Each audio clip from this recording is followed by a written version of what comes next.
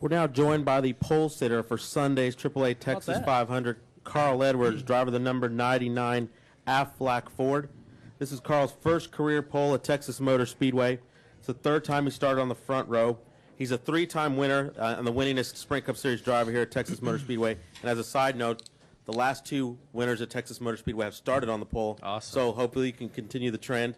We'll just call it a race right now, then. We're good to go. Talk about your qualifying lap. If I didn't know we were going to be that fast, I'd have shaved if we were doing some media. But now the guys have worked so hard. This is all about the guys. And we came here, picked this as one of our tracks to test. The guys came out here and sat for days in the rain trying to get some laps in. And then finally we got to come out here the week after that, tested for 3 days. I think we were the last team to load up and go home at the end of the 3 days. And my guys just put in a lot of hard work. The engine ran really well. I don't think the lap was that spectacular from a driving standpoint. I messed up a little bit off of turn 2, but turns 3 and 4 were great, and we got the pole. So just a lot of fun. It's so neat to be able to, you get a pole and you guys brought us to victory lane. All the guys get to celebrate. That's really a lot of fun. So big day for us. Start with questions, Holly, and then Reed, and Wolfgang. Holly Kane, NASCAR.com. I'll wait till you. How's it going? Good. I can drink and listen at the same time. I just can't. Sorry. I was trying to think of something clever to say, but I'm no Ryan Newman. No. I'm trying. I gotta give him. That was clever in itself, wasn't it? Look at that. I didn't even mean to do it. Now I've lost my train of thought. I should have said Matt Kenseth. It's more fun to pick on him right now. But all right. My question to you is, obviously, when the regular season ended, you were leading the points, and the chase probably hasn't gone exactly as you would like. However, this is a nice, bright spot, and I imagine this is something to build on. If you could just kind of put it all. That's nice. You're like a therapist right now. That's great. I told Marty Smith, we started off real slow and easy in the chase, then we backed it down from there.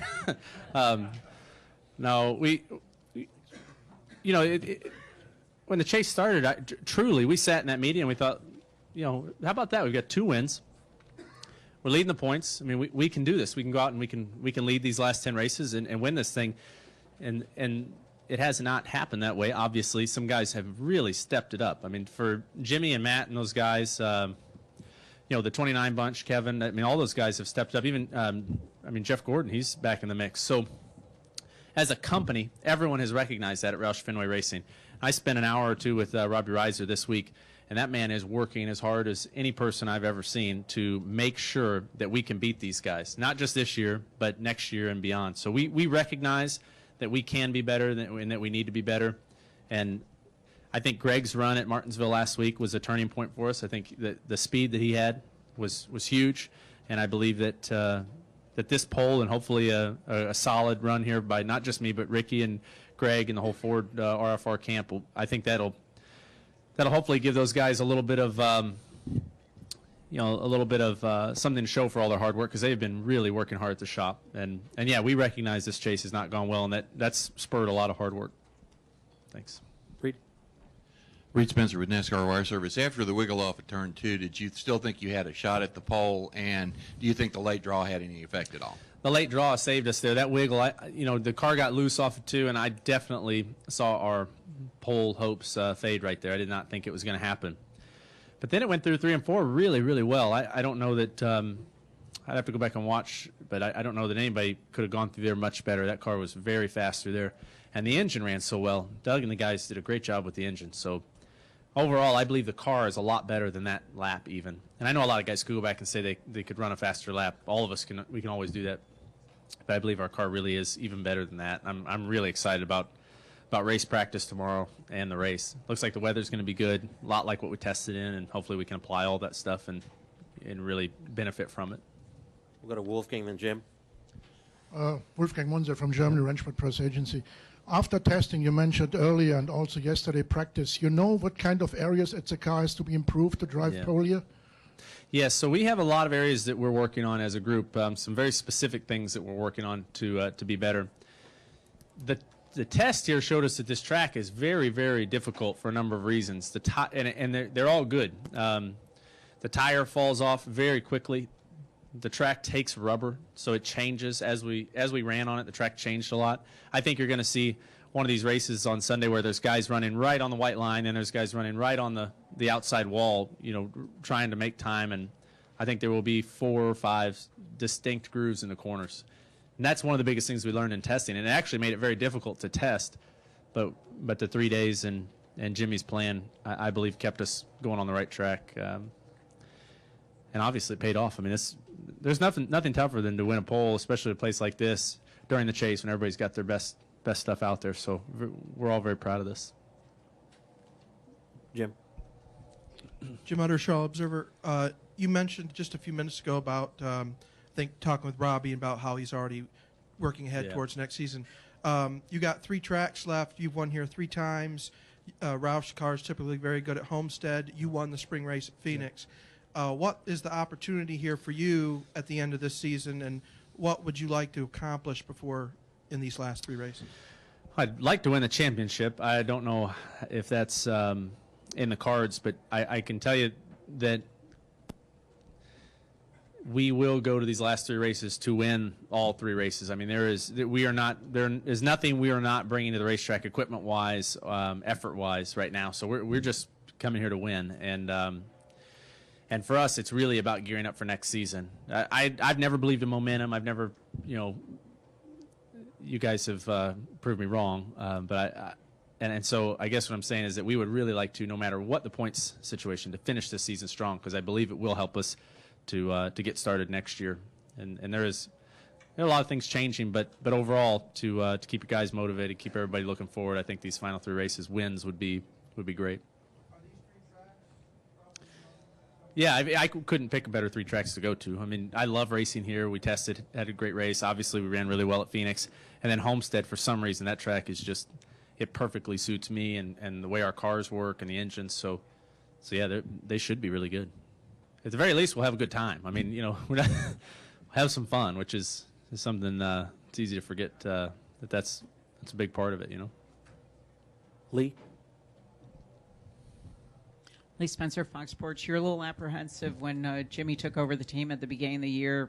What would be, how would you describe your relationship now? Well, I wouldn't say I was apprehensive, but I definitely was curious to see how it was going to go. You never know. I mean, you never know how things are going to work, but I've thought a lot about it as I've worked with Jimmy and as I've watched how he works. He is the definition of a racer. I mean, he wants to win and wants to beat all of these guys every week so badly. I mean, he wears it right there on his sleeve every week, and I don't think you could choose to go to battle with a better guy. I mean, he's awesome.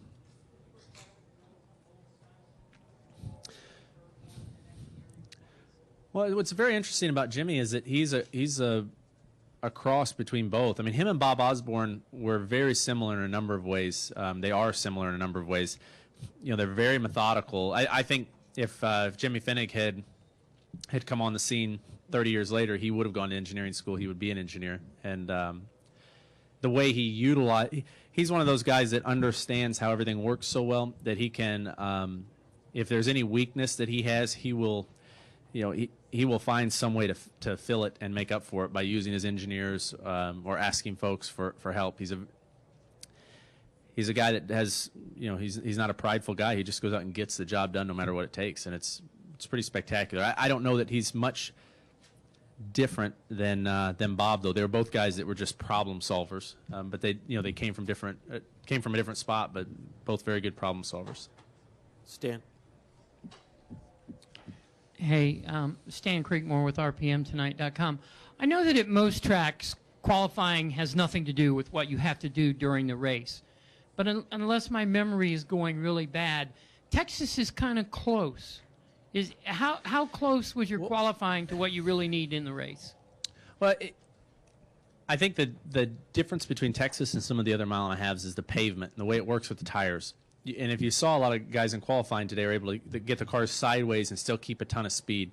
And so I don't know why it's this way, but it feels like the tracks that are like that are a little more, it feels a little more old school, and generally your qualifying effort is a better reflection of your race car. Because, and I don't know why. Maybe it's because there's more mechanical grip in play. Maybe it's the drivability of the car has to be there. But, right now I'm believing it. You know, it really matters how you qualify. You know, whether or not you're going to run well at Texas. That's what I'm preaching right now. I hope. Any other questions, Carlotta?